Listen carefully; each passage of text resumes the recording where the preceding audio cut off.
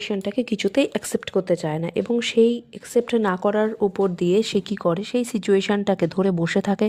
এবং সেই সিচুয়েশানের উপরেই নেগেটিভের উপরে নেগেটিভ সে ভাবতেই থাকে এবং সেই জিনিসটাই তার জীবনে বারবার ঘটতে থাকে।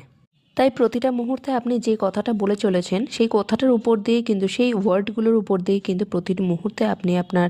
ডেস্টিনেশন চুজ করে চলেছেন, নিজের লাইফটাকে বিল্ড আপ করে চলেছেন।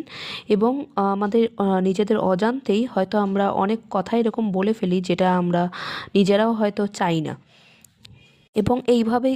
এইভাবেই কিন্তু আমাদের নিজেদের জীবন নির্ধারিত হয়ে চলেছে আমাদের প্রতিটা ওয়ার্ডের দ্বারা। তো আমরা যদি প্রতি মুহূর্তে আমাদের যে সিচুয়েশানটা আছে সেটাকে যদি অ্যাকসেপ্ট করে নিই, হয়তো সেটা সাধারণ নয়, সেটা হয়তো অনেকটাই টাফ,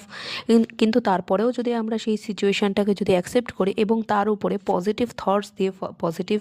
ওয়ার্ডসের মাধ্যমে যদি সেটার উপরে কাজ করি, হয়তো জিনিসটা আমাদের জীবনটাকে শুধরে দিতে পারে। যদি আপনি সেই জিনিসটাকে অ্যাকসেপ্ট করে নিতে পারেন এবং তার উপরে পজিটিভ থটস দেওয়া শুরু করেন, পজিটিভ ওয়ার্ডস ভাবা শুরু করেন, তাহলে কিন্তু আপনি আপনার নিজের জীবনটাকে খুব সুন্দর, যেটা আপনি চান সেই জিনিসটাই কিন্তু আপনি আপনার জীবনে আনতে পারেন।